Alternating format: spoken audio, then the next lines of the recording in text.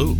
Welcome to another episode of The Horrific Podcast. We're two friends who live in different places but share a love for scary movies. Each week we both watch the same movie on our own and then record a conversation together about what we liked, what we hated, if we were scared, and maybe even some larger truths about why people watch horror movies in the first place. This season we're going to be focusing on horror subgenres and how they've changed over time. Hope you enjoy it, and thanks for listening. All right, we're back with episode 3 in our mini-series on monster movies. Last week we covered Godzilla from 1954, and the week before that we kicked things off with King Kong from 1933. Now, something we talked about during previous weeks of this mini-series was how the monster movie horror subgenre goes hard on crossovers. I think it really started with the sequel to Godzilla, which was called, amazingly, Godzilla Raids Again in 1955. Love it. And I don't know why, but that just cracks me up. But that movie was about Godzilla coming back, but he was fighting a new ancient giant dinosaur-like monster. And then the next movie after that was King Kong versus Godzilla.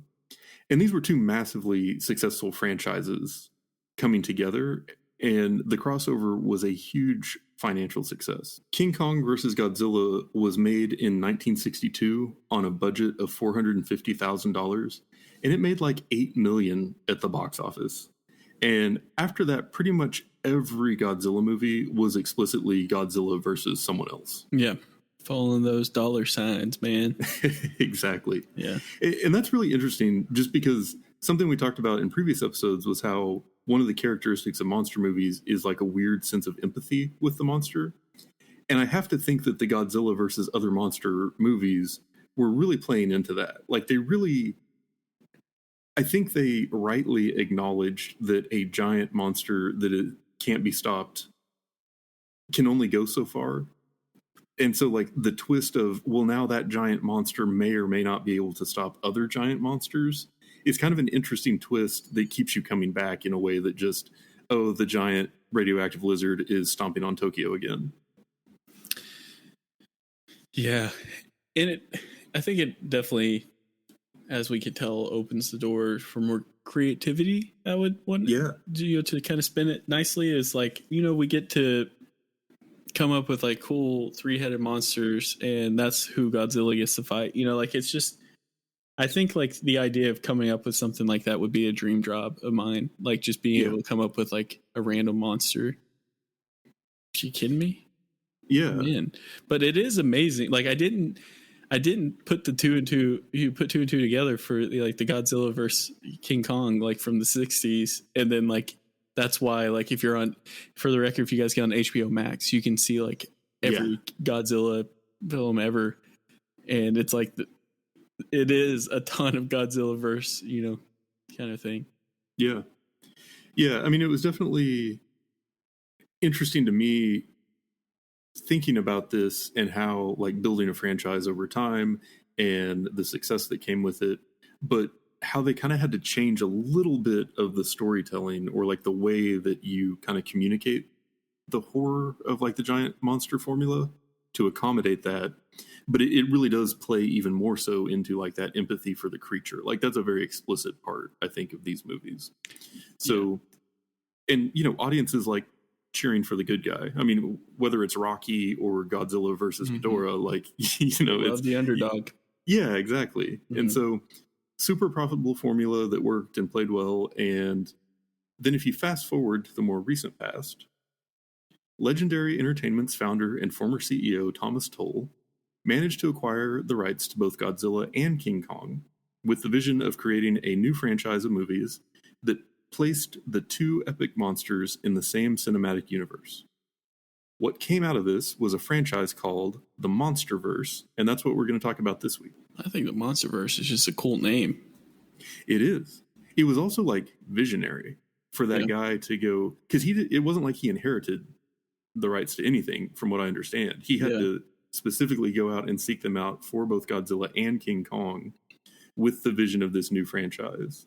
And so far, the Monsterverse has 4 films. The Godzilla remake from 2014, Kong Skull Island from 2017, Godzilla King of the Monsters from 2019, and then Godzilla vs. Kong, which is the movie that we watched for today. Yeah. So together, these movies have earned almost $2 billion at the box office, proving the lasting appeal of these two monster franchises and the power of monster crossovers. Because like they're even coming out with another one next year. I was actually just about to say, and if the current ones aren't proof enough, Godzilla X Kong: The New Empire is slated for 2024, and I'm sure we'll make boatloads of money too. Yeah, that's something I'm looking forward to for sure. But it's exciting because it's like you get to see maybe we'll get to see some cool new monsters come out of this. You know. Yeah, and I feel like we're definitely in like the right headspace right now. Like we know what these movies are and we know what to expect from them. Yeah. Like we know that going to see a giant monster movie is not about that same sense of just complete discomfort of like, you know, more gory horror movies. It's not like the same creepy feeling that you get from haunting ghost type movies. And it's not even really the same like kind of rush that you get from slashers. These are their own type of thing, and I feel like by covering the movies, you know, the last couple of weeks and the next couple, we're getting a better feel for how to appreciate that. Yeah, without a doubt. I think that what we're getting to experience with this, like with this new, you know, MonsterVerse, you know, the movies like you were just listing out starting in 2014, is like what, you know, maybe our parents or grandparents got to experience, you know, in the 60s and on with all those Godzilla verse. You know, I'm excited to see like what's coming next. You know, the thing I really hope is that they introduce new monsters. You know, let's not just rehash the same old. I want to see new. Yeah, definitely. I mean, that's the thing that I think you and I both love about horror movies is that they create a lot of room for creativity in filmmakers. And that's kind of an important thing, to be able to take a movie and then with images and sounds on film make you, in the comfort of a theater or on your couch, feel uncomfortable, which is a thing that you spend all day, every day trying not to feel otherwise. Like, that's audacious. And the fact that people are able to continue to find new and novel ways of doing it is kind of an amazing thing in the art of movie making. It's definitely a cool concept for sure. Yeah. So all that said, this week we decided to watch Godzilla vs. Kong from 2021. It's a good example of a modern monster movie, but is also a crossover between two iconic franchises. So we're covering a lot of bases here, and I think this one really brings home a thing we talked about last week on how monster movies kind of tend to be a little bit of a reflection of the time in which they were made. So I am going to do a quick intro, and then you can share some fun facts. And then we will get into the time to team up with our Hollow Earth hammer and send this monster of man back to the scrapyard. Details. A+, Daniel. It was the scrapyard that did it for me. I loved it.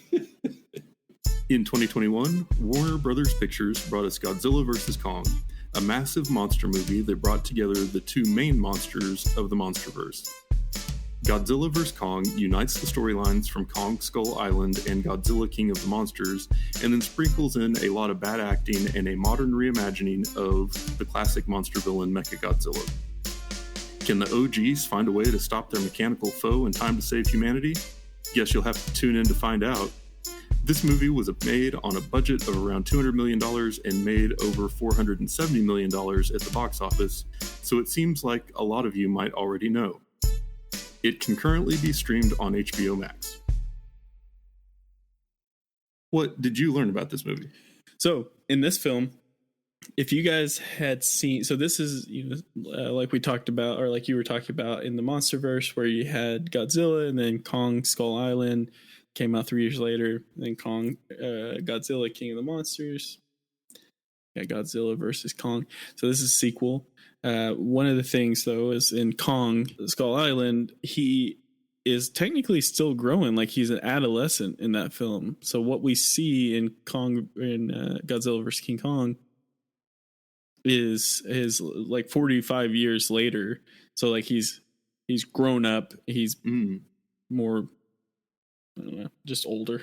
I don't know. He's also taller, so that's why he's bigger in this film than he was in the last. Just for the record, there. Also, they had to make him a lot more comparable in size to Godzilla for any of the fights to work. Yeah, I read that and I thought, I'll buy that. But I knew where they were going. The thing is with this film too, Godzilla and Kong, like technically it's like a balance that they have. Like they aren't really a bad guy, but they're not necessarily a good guy. They are things that they're having to protect. So like Garcia shared the opinion that neither Kong or Godzilla is a bad guy, that they're both characters who are fighting for something that is distinct to them, and those things have to be those things happens to sometimes be what's good for us. They don't have to always align. Neither are inherently evil, but they also aren't inherently good. So I read that as like what we were kind of talking about with Godzilla, like the anti-hero in a way. They're not doing it necessarily for the good of people. They're protecting something. But hey, they protected us, so what do we care? You know what I mean? Yeah. The enemy of my enemy is my friend. Yes, sir. So I think I'll kind of leave those facts. Like a lot of the things I was reading was either about Godzilla or King Kong. And to be 100% clear and frank with everyone, we just done King Kong and Godzilla, and I knew a lot of the facts, and it was like, I'm good. So I was trying to do something particular to this, but those are my facts for this. So some of the things we talked about last time that we're going to be paying attention to, one of them is what is the type of monster and how does that affect the way the horror in the movie is managed and what makes them so dangerous or hard to stop.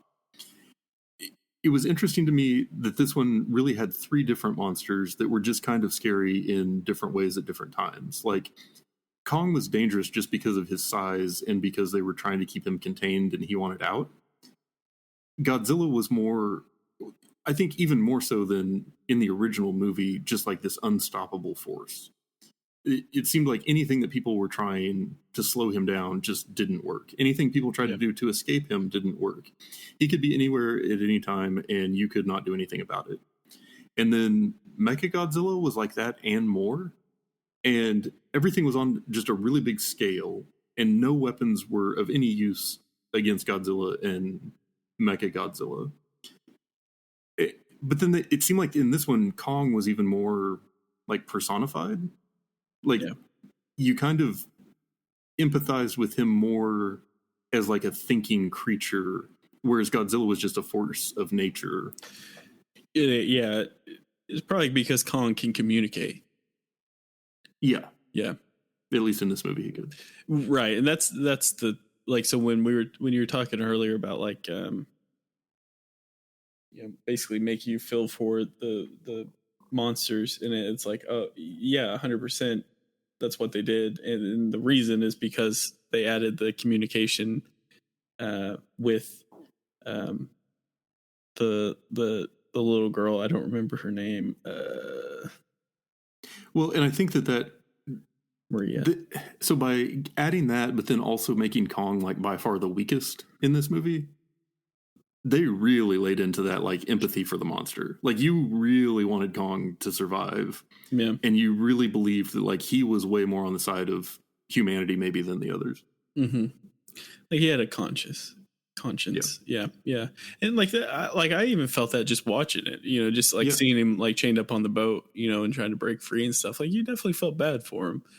Well, yeah, and especially when Godzilla attacked and he's like all chained up and doesn't really have a chance to defend himself at first. So, yeah. But then in contrast to that, Mechagodzilla was kind of an uncontrollable force of man. Like he really seemed almost kind of like commentary on, nuclear energy or something in that he's like this thing that people created and now even people can't stop it. And so the question is, can these forces of nature somehow find a way to do that? Which is kind of almost like flipping around what was sort of the overall premise in the original Godzilla movie. Yeah, that's a good point. So, yeah, it was interesting to me because they definitely wanted to change the way you felt over the course of the movie. Because there were definitely times when you feel like naturally cheering against Godzilla, and then times when you were like very much cheering for him. Yeah, And, a lot of that has to do, I think, with the fact that they named the damn movie Godzilla vs. Kong. It's not Godzilla vs. Mechlazilla, whatever his name was. Mechagodzilla. Mechadilla. It's not like it's that. So they fooled us, but I'm okay with it. I'd like to get that out there. I was just going to say, I actually came into this with no background information whatsoever. Same. And so I did not know that Mechagodzilla was in this one. And so that was kind of a twist to me. The idea that, the movie started Kong versus Godzilla, but then it was Godzilla versus Mechagodzilla, and then it was Kong and Godzilla versus Mechagodzilla. And it was just like, that's kind of an interesting way of not just making it 2 hours of the same two people fighting each other. That's a good point. That's actually a very good point. That's a good point. Yeah, I like to take back my comment. I will say, though, there's one thing I can't get past. It shouldn't have been Godzilla who realized that the axe could be charged by his breath. It should have been Kong because of how they set it up. I just like to make that very clear.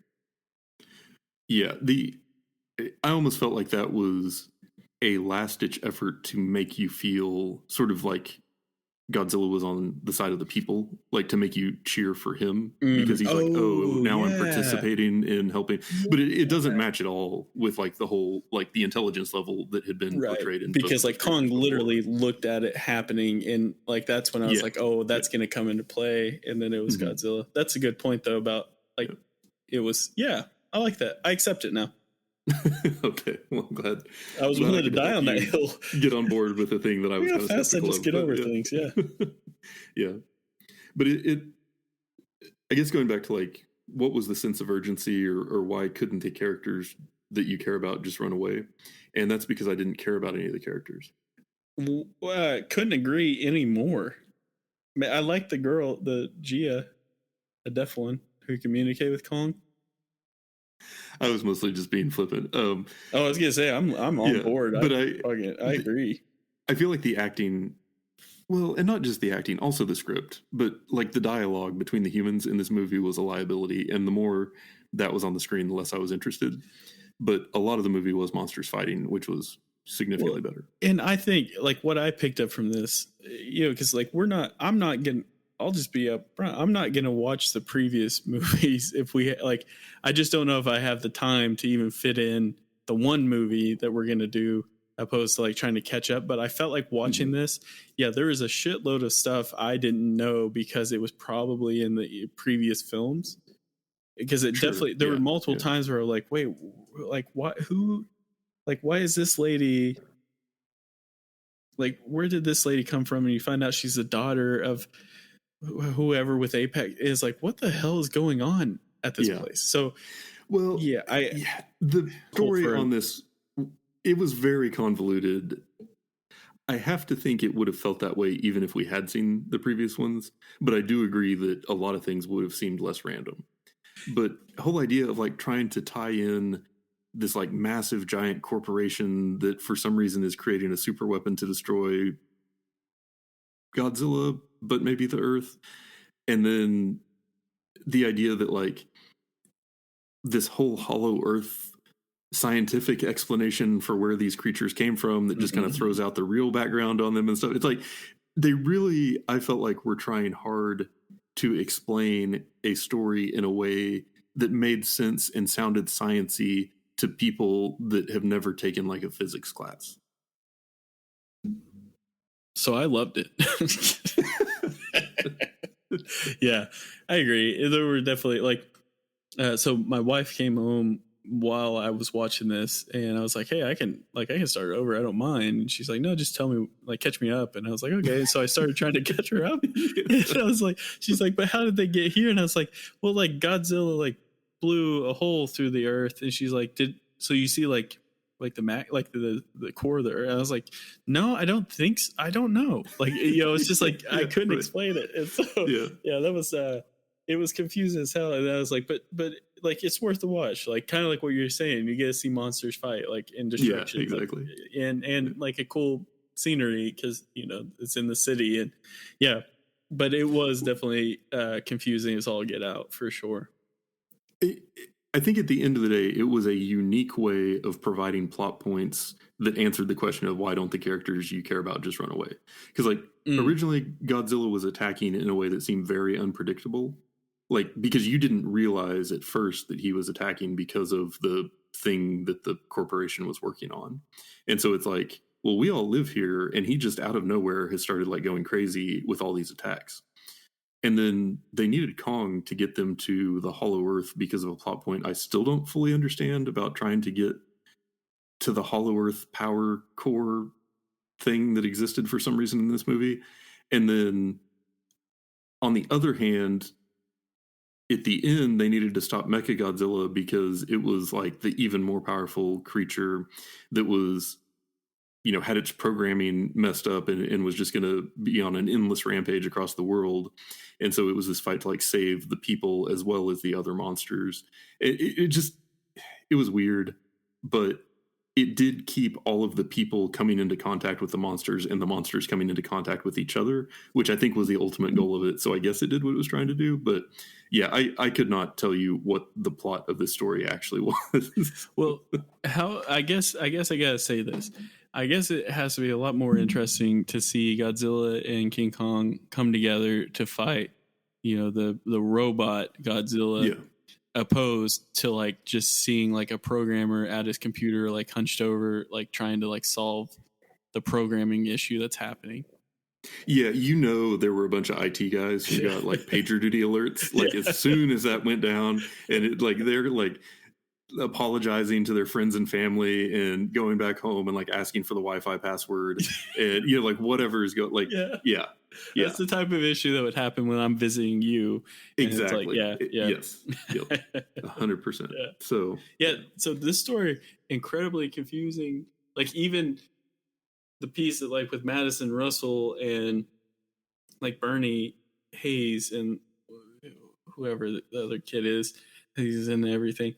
But it's like I didn't understand that piece because I was thinking like you don't have to have them like rooting around trying to figure out what's going on. You could just like cut to a scene where like when you see like Rin like on the machine, like there were things they could have done. I definitely felt like they just placed additional scenes. Like they were like, all right, well we got like Millie Bobby Brown on board to do this. What should we do? Well, let's just have her like search around and sneak around with this guy. Like it didn't add anything for me to that. Like I wasn't here for that piece. In fact, I was kind of bored when that was going on because it's like I didn't think it was funny. I didn't think it was clever. I was just like, let's just get this over with and go back to what we want to see.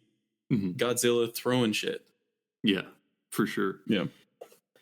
Yeah, and I think that a big part of why those scenes existed were to sort of uncover this extra element that was in this movie, and that was like the man-made nature of Mechagodzilla, and that was supposed to contribute to the horror. But yeah, I want to come back to that in a little bit, if that's okay. Yeah. So one thing we've talked about with previous ones is what ends up being like the key to victory. Like how do the humans finally, in the end, find a way to overcome the monsters? And in King Kong, the original one, the answer was airplanes with guns. So basically the army. And then with Godzilla, it was, you know, this revolutionary new weapon called the oxygen destroyer that was built by this one lone scientist. And so science saved them. This one, I feel like it just, like, the thing that beat Mechagodzilla was, like, the dumb Hollow Earth hammer. Like, what kind of Super Smash Brothers nonsense was that? Was the final, like, if I really, really want to reach, I can say maybe the metaphor was that, like, nature finds a way to overcome, you know, man's most advanced breakthroughs or something. But I feel like that might be giving it a little too much credit. I think it was goofy to me. I like the concept, but I definitely think it's given too much credit for what they put in here. It definitely felt like a cash grab. And what I mean by that is like just thrown together, knowing we're going to make money from this. Yeah. And then COVID-19 hit. What can you do?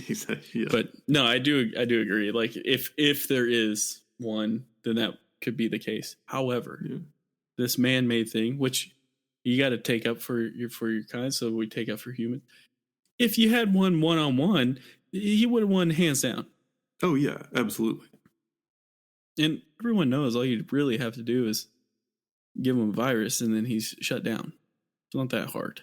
I get him on my computer daily. Yeah. I think another thing we talked about previously was how these movies kind of are reflections of their time. I think it's interesting that with King Kong, you know, the thing that ultimately saved humanity was the army. Like we said, with Godzilla, it was like the scientist or science. With this one, it was kind of like a combination of the power of friendship and fake science.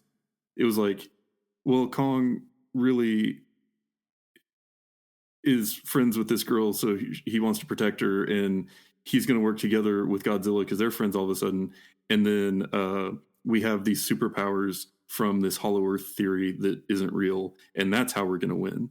And that, I feel like, is kind of a sad sign of the times. Yes, it is. Very sad. You know what I mean? Like, yeah, and I feel like we legit have like flat earthers, and I could see a segment of the society in 2021 when everyone was locked up at home and going crazy, being like, "Man, this Hollow Earth stuff, there's a lot to it." I guarantee you I guarantee you this spawned at least 5 new cults. Yeah, guaranteed. Yeah, 100%.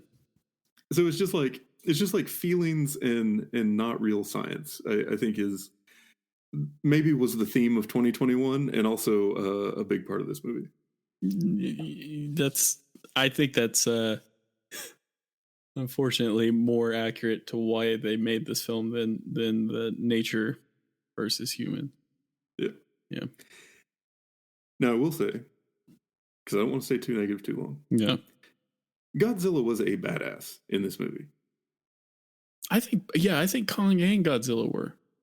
Well, I just felt like Godzilla just was tearing it up and just did not unstoppable care if anybody. Yeah, I mean, just absolutely bigger and more intense and more destructive on like a totally different scale than the original movie. Mm-hmm. And I think a big part of that was just the possibilities of the visual effects technology they had access to.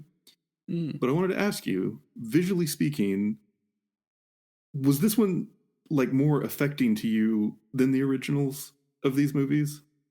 Because this one was like half Pixar, you know what I mean? Mm-hmm. That's actually that's a very good question. I wish I was prepared for it. I don't know, because I was saying, like, I love the old school effects. You know, like I get it. You know, it's like they were doing with what they had. But when you're watching a movie and it feels like you're watching a video game cutscene, like I'm the type of video game player that like skips a lot of cutscenes because there's just so much in time. And so it's like, I want to see something real life, as realistic as possible. Yeah, I don't know. I don't know. I think that it was able to work as far as like the destruction and everything goes and make it look a lot more realistic. Yeah, I think that the massive scale destruction translated well because of the CGI. Yeah. Yes. Like I feel like they could pull off just the scale of what they could pull off was a lot bigger. Now, as far as as far as Godzilla goes, I don't know. Oh, that's tough. I gotta say I like Kong more CGI because the original made almost 100 years ago. Yeah. Obviously it's gonna be a little rough, but I don't know. That's a tough one. What do you think? I did not like Mechagodzilla in this one. Wait, was that my question? Oh no, I was just talking about the visual effects. Oh, thank God. Okay, I did not like the. I was like, I didn't talk about Mechagodzilla. I didn't like the visuals of Mechagodzilla in this one because they just stood out to me as like, this is like CG. This is animation. In some of the scenes with Godzilla, though, especially like during his first attack, I really was able to get kind of like lost in the movie in a way that I generally can't with something that has that much animation to it. Okay. Yeah. And there was just something about the way that they pulled off like the look of him and the style that he was in the sort of larger environment of destruction that I think really it kind of reminded me of the same feeling I had in the original when he first started like setting stuff on fire, and like it was like the whole city was just burning, and he's kind of like a silhouette walking through it. And it's like in that moment you're really into it, even though you know what's happening. Like, you know, those are miniatures on fire, you know it's a dude in a rubber suit, but just like the way it's all packaged together with the sound and everything else, it just works. And strangely, I kind of felt that same thing with this one, which was weird for me because I normally don't, with kind of the more digital effect, less practical effect approaches. Yeah, that's actually, I think it worked out early on, especially like when they're in the ocean, because that's that was a lot less. Cool. Yeah. But you're right. When they bring in the Robo Godzilla, like that's when you knew, like that's where the quality, I think, took a step down. Yeah. There was definitely like things with actual Godzilla that I think it benefited from, like the scales and all that. Like it made it look a little bit more reptilian. But once when you get to the robot piece, but yeah. But anyway, I kind of feel like I could get into seeing the next one as long as I see it in the theater. Like I could see it's a good being theater, kind of a fun popcorn movie. It is. No, it 100%. Yeah, this would have been a cool one to see in the theater too, because a lot of this is the audio with it as well. Oh yeah, you want to hear the growls echo. You want to hear all that. You might not have a proper setup at home. I don't. And so you don't get to catch the whole thing. But yeah, and I feel like it's a lot easier to get lost in something that's on like a bigger scale when you're at a theater. Like if I'm at home watching The Strangers, that is the perfect environment to watch The Strangers. Exactly. You know what I mean? Or like Paranormal Activity, because those are really different types of horror. They're almost much more like personal horror. Yes. Whereas this type of movie, these giant monsters, it is very much like this, as you brought up, the last 2 weeks.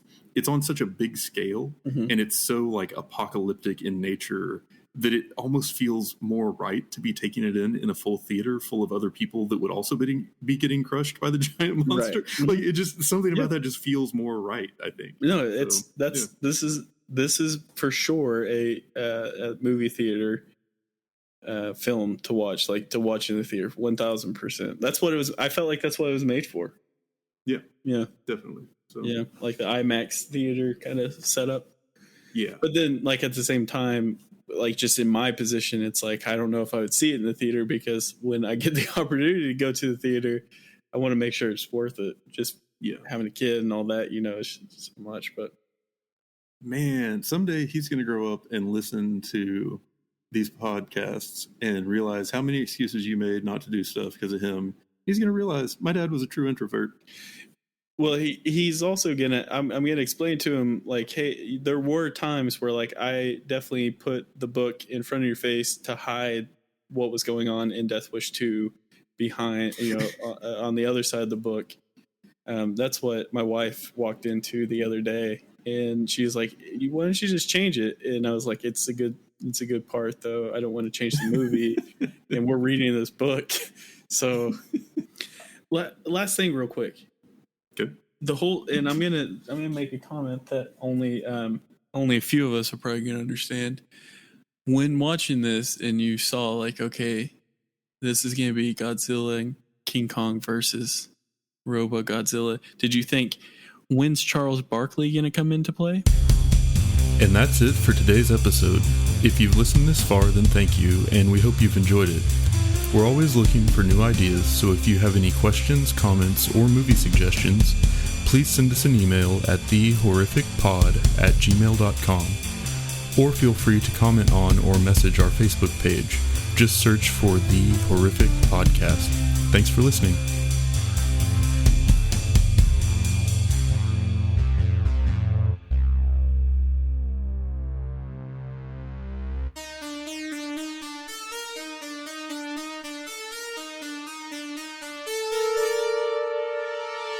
So, there's a Japanese baseball player that was nicknamed Godzilla early. I'm just kidding. I'm so sorry.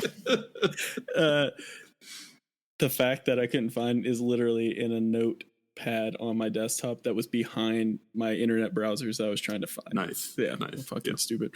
Okay.